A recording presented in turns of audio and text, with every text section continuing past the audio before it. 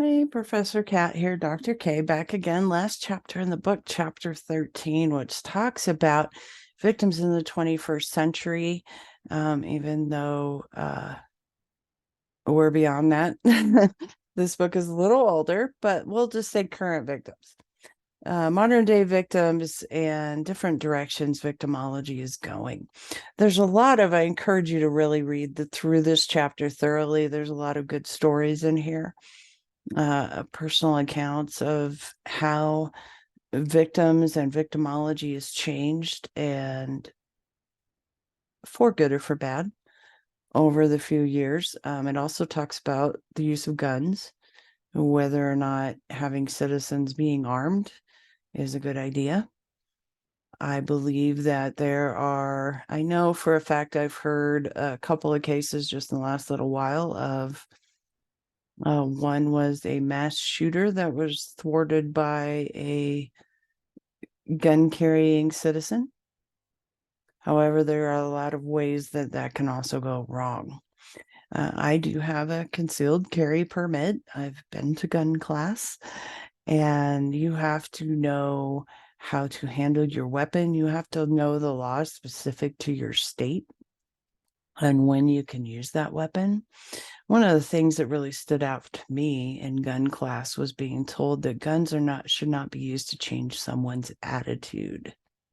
And what that means is that here in Colorado, I have to be in fear of my life to use my weapon on someone.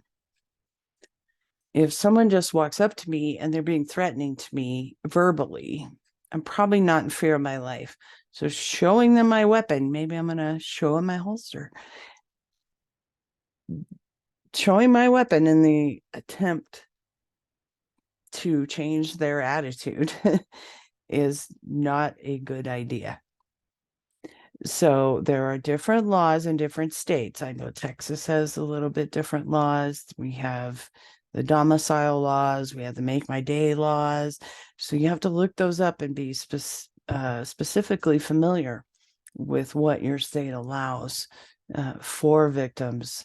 And of course, if you become a law enforcement officer, you're going to be very intimately familiar with how those work. And the other thing this chapter talks about is different legislation related to guns. This is a constant issue in our country on how much gun control should actually occur and the benefits of citizens owning guns, and also about restorative justice and how that works, different types of mediation, restitution, sometimes reconciliation between the two parties. Here's another cat. This is Peggy. So all of those come into play as we look at how victimology is going to move forward. I feel like it's changed a lot for the positive in the last few decades. There's not as much victim blaming as there used to be.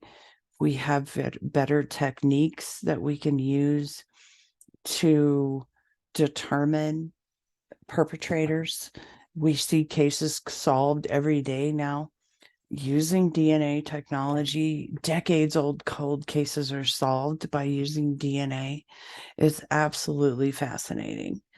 And one thing that happened here in Colorado a few years ago, it used to be that a sex assault victim could, if they went to the hospital and did a rape kit test, they had to press charges. So many of them didn't do it. But now that law has changed in the last few years where they can still go get the rape kit done. DNA is collected and they can decide, and I can't remember how long it is, but they have so many years to decide whether or not they want to press charges.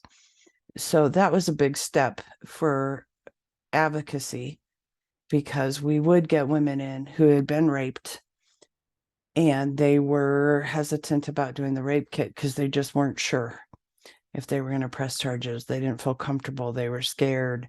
Lots of reasons beyond that. And then those feelings can change later. And then they wouldn't have done the rape kit so they could prove that this actually happened to them. So just laws like that have really improved how victims have more control over this process of obtaining justice for crimes that were perpetrated against them. So I hope you enjoyed the class. Let's enjoy this last chapter. And as always, if you have questions or concerns, please reach out.